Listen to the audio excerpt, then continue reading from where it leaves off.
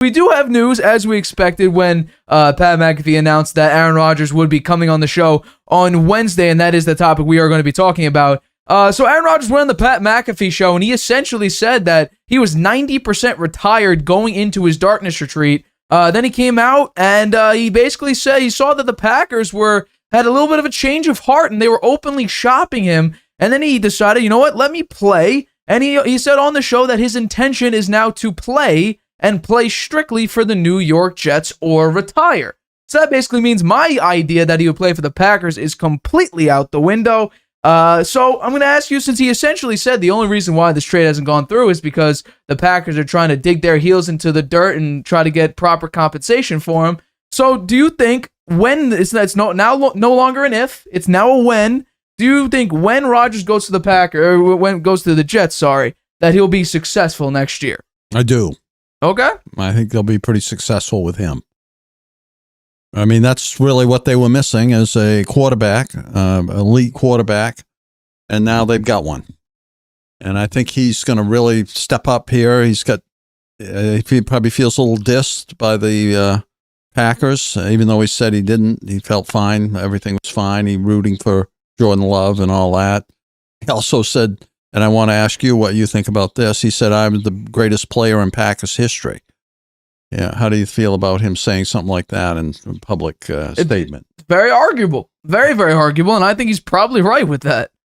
Yeah. He's first in all the key quarterback categories. But in terms of winning championships, Bart Starr's got him beat by a long shot. That is true. Right? That is true.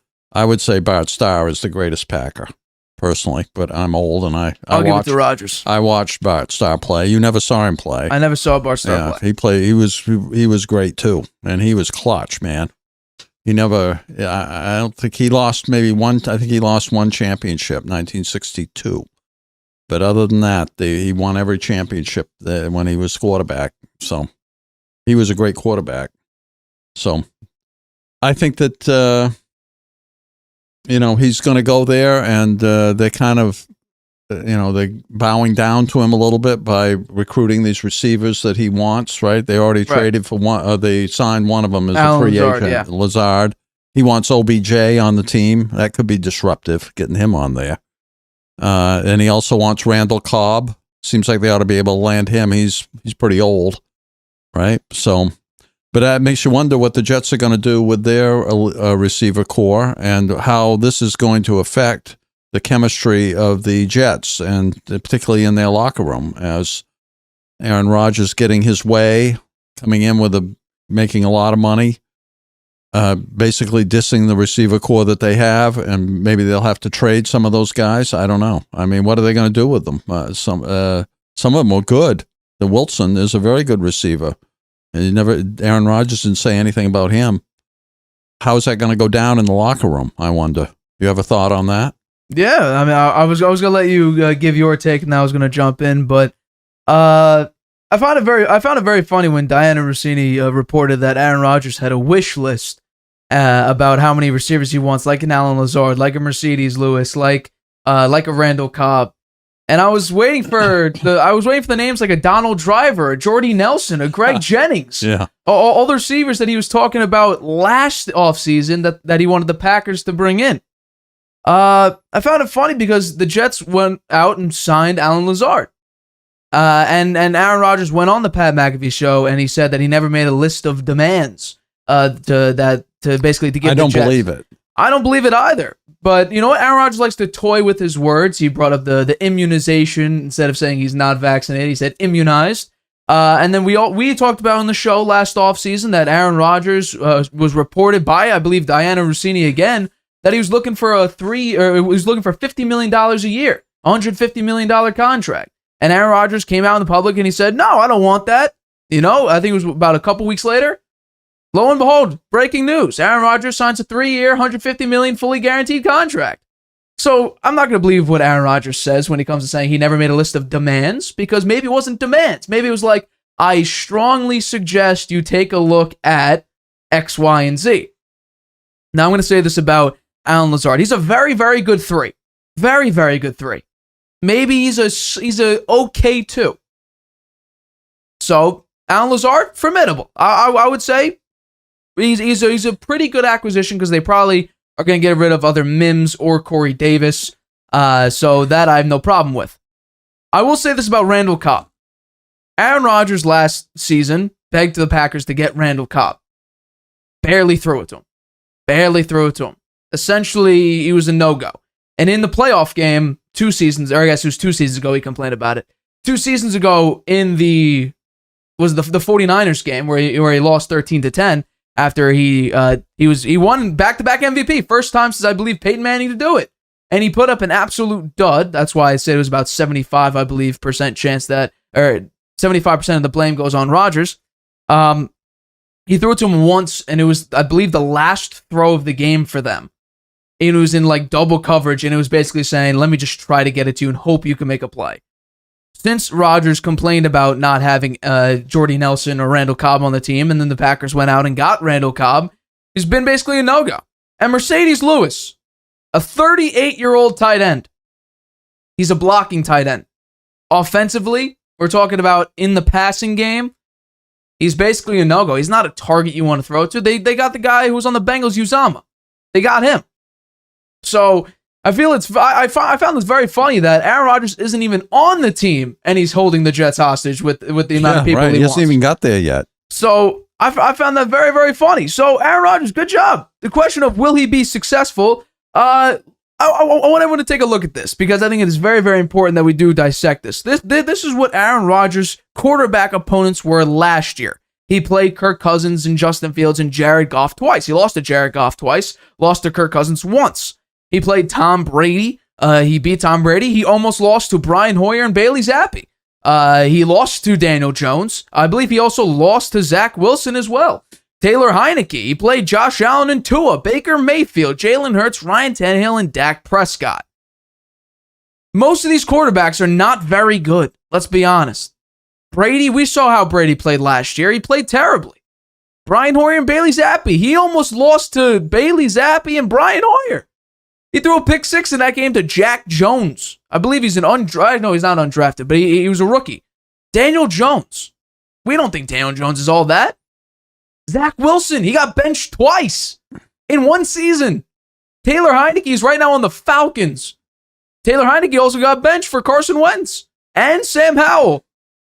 Dak Prescott. We know Dak Prescott is maybe a B quarterback at the very best. Ryan Tannehill. We all know he's washed. Jalen Hurts, he's a great quarterback right now. Baker Mayfield, he did beat Baker Mayfield.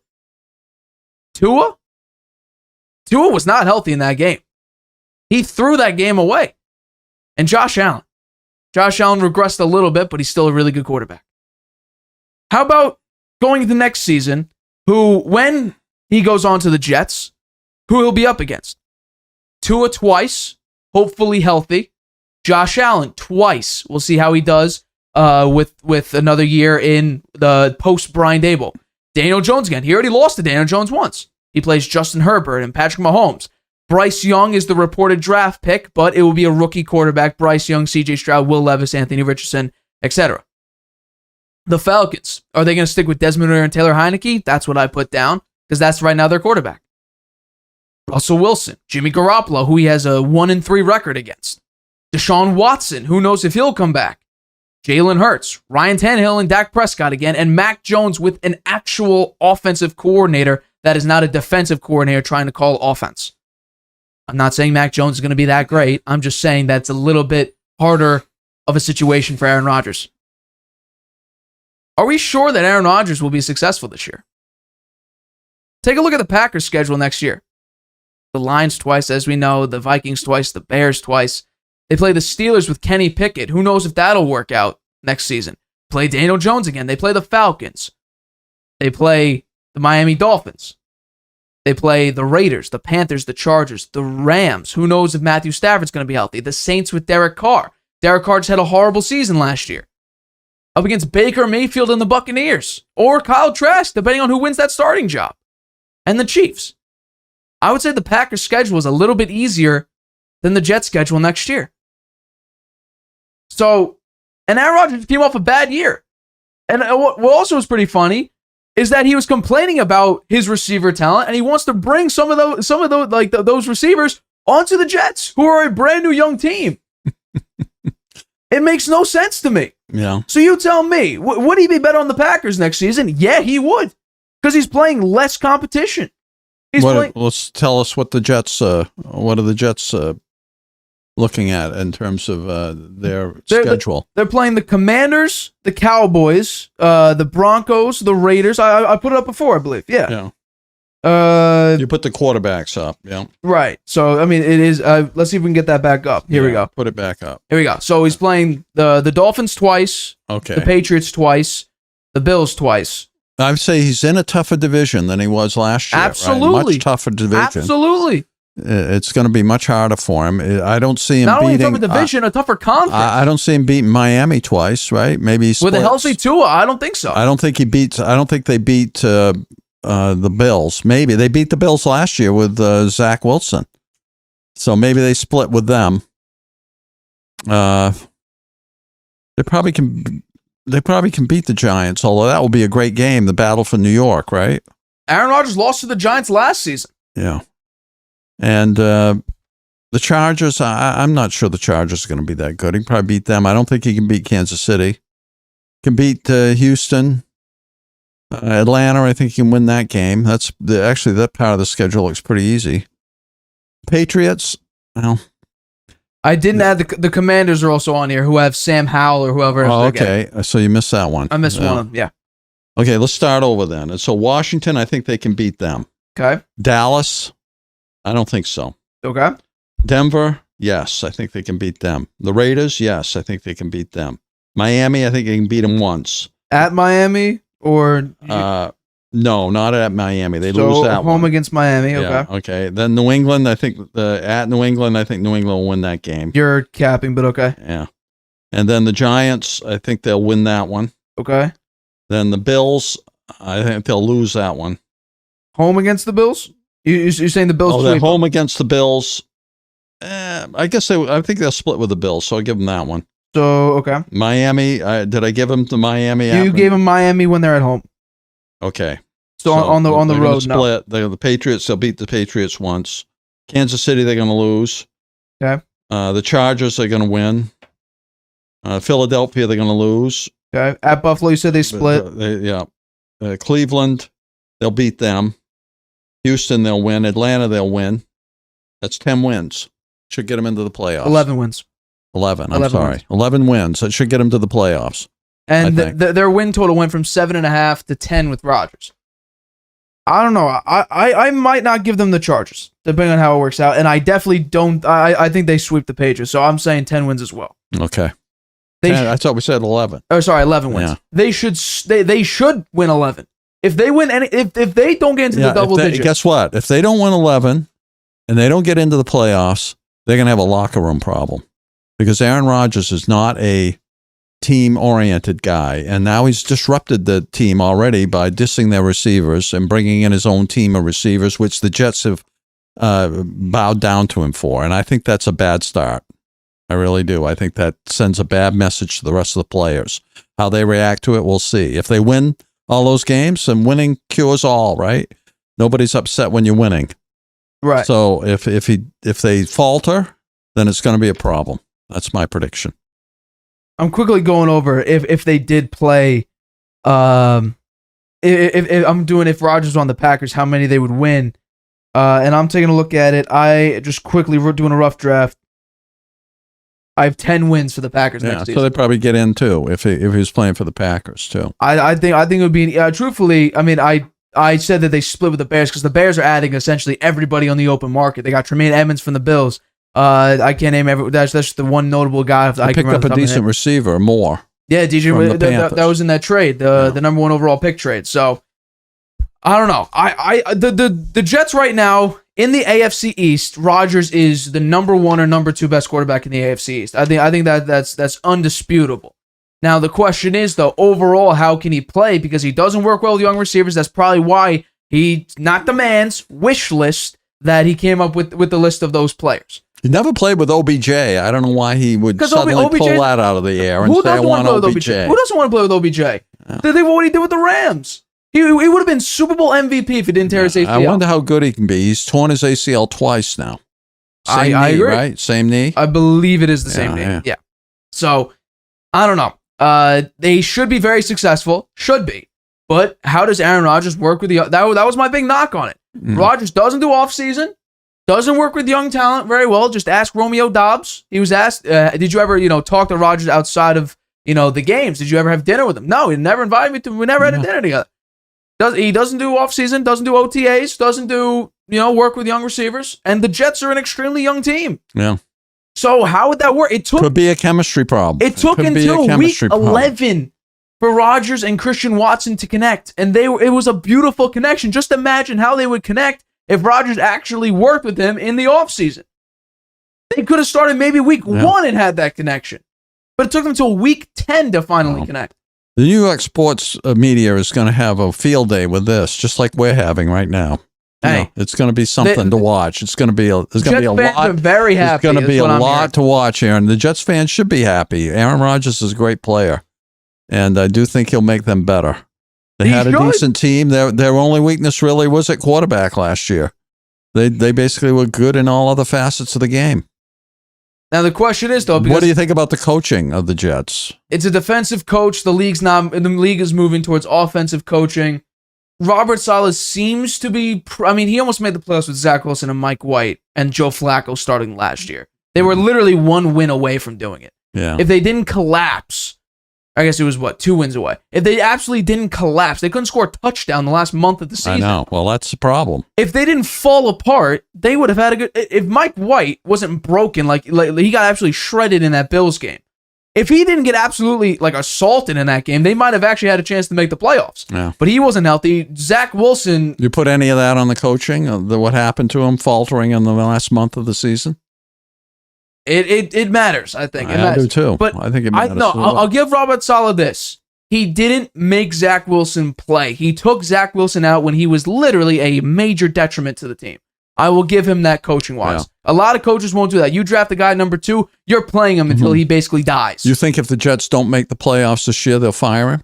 No. You don't think so? I'm not so sure. I think he's done too good of a job thus far. From where the Jets were extremely desperate. They had the number 4 defense last year. That shows promise. And it looks like they have a lot of talent. I think they keep him.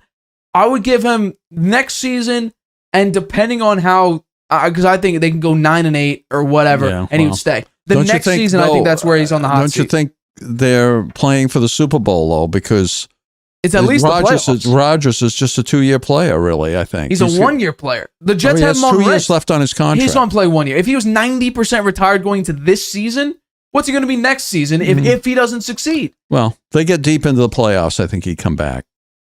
If they win a Super Bowl, then I'd say he's done. Yeah. He's done. But I don't see him winning a Super Bowl, but I do. I see him getting to the playoffs. Whether they can make any progress, Aaron Rodgers hasn't made much progress in the playoffs for a long time, right? It's been, I think we're up 12 years now. Yeah, 12 years last time Aaron Rodgers made a deep playoff push. Yeah. Well, I guess you could say 2020 when he was in the NFC Championship, lost to Brady, but yeah. Last time he was in the Super Bowl was 12 years ago. Yeah. And since then, I believe he's 7-9. Yeah. Losing to Tom Brady, Jimmy Garoppolo, and in an elimination game, Jared Goff. Those are his last 3 elimination game losses. Bad. And that, I'm going to my grave. You could analyze this any way you want. In the second half of that, take a look at the first half and second half of the Packers offense. The 49ers didn't do much differently. They tried to stop Davante Adams in the first half. They couldn't. They slowed him down a little bit, and then Aaron Rodgers started just force feed, try to get to Davante. It didn't work. I'm going to my grave saying that Aaron Rodgers was the reason why the Packers could not do anything in that game against Garoppolo. I watched that game back. Garoppolo started, I believe, 0-7. 0-7 with, I think, 3 or 4 drops. He didn't complete a pass until the middle of the second quarter. Yeah, well, the weather was pretty bad that day, too. No. It was only in the fourth quarter it started to get really bad. It didn't snow. It was cold, though. Aaron Rodgers plays in Lambeau Field. I'm talking about the 49ers. It took them a little while to get used to the cold. That's where Aaron Rodgers should go, knife to the throat and say, well, he did. The first half, they played pretty well. They had the lead. They had the lead. 7 points. It was 7-0. Yeah. There was no offense. He was a back-to-back MVP. He threw for almost 40. I think he threw for what, 4,500 yards, 37 touchdowns, 4 picks, and he threw 7 points against Jimmy G's dead offense. Well, he was playing against the 49ers defense, which is pretty good. He played against top 10 defenses throughout the season. Yeah. Couldn't do anything. They stopped the run game. The running game is why they lost to him earlier in the year. No, you got a good point. Couldn't do anything in that game. So, Rodgers, playoffs should be the obvious. Super Bowl is where Aaron Rodgers should be at because we're 1 year removed from him being back-to-back MVP. Yeah. And look at the difference. Here's the thing. Now's the question. Is Davante Adams the reason for Aaron Rodgers' recent success? I think that's a very viable question. I think that's because take a look at Rodgers without him. Well, he's not going to have an elite receiver with the Jets, right? It's Garrett Wilson's close. He just won Offensive Rookie of the Year. It's I would say right now Garrett Wilson in the league is a B+ receiver at the very minimum. B+ receiver. Uh-huh. Now the question is, can he step up to be a superstar with a brand new quarterback? And Aaron Rodgers is a great guy to do it because he can still throw the hell out of the ball. He is probably the best arm talent ever. We're talking about accuracy wise. He doesn't have a good motion. He throws it on his back foot. That's horrible mechanics when you're a quarterback. He can just flick his wrist and it goes 50 yards. I mean, it's amazing how that guy's got. It really is incredible. Yeah. So we're gonna see Aaron Rodgers. I said he should go to the Packers. He had the Packers. Good job of the Packers. Yeah. They finally put their foot down and said, "Hey, it's up to you. Are you coming back or not?" And when Rodgers said, "I don't know, I'm going to go into a darkness retreat for 4 days," they said, "Okay, yeah, we're just going to say Jordan Love's our quarterback. We're going to shop you." It's kind of a replay of the Brett Favre situation, right? He made some noise. They wound up trading him to the Jets, and the same thing happened here. We talked about it in the last episode. We said their careers are parallels to one another. Yeah, they are. Now the question is, though, will Rodgers play another 2 years after this and go to the Vikings? Now that would be crazy. That would be something. That would be something else. Actually, it'll be 1 year, right? Because Favre was 1 year, and then he went to the Vikings for 2 years. Yeah, You're right. Yeah. So. That would be interesting. I doubt it, but we'll see. That would be quite interesting. So we both think that the Jets will make the playoffs next year, and they'll win at least 11 games. They should. That's our prediction right now, before he even gets traded to the Jets. They should. I don't know. I'm gonna need to see how free agency ends and how the draft does. But as we're saying right now, they should win 10. They should be in double digits in the win column. That's the number one thing. So. We'll make our standing predictions later on in the year, but as it is, as I throw my pen, yes, they should be at least at 10 wins. Yeah, okay. Let's get into our next topic. 11 wins, at double digits at the very least. Hi, everybody. Thanks for watching. Make sure you subscribe here to get the latest from the show. Also, if you want to check out the full episode, make sure you click the I in the top right-hand corner right now. If you want to listen to this show anywhere you go, make sure you go to anchor.fm/The Harvey Hour or anywhere you get your podcasts.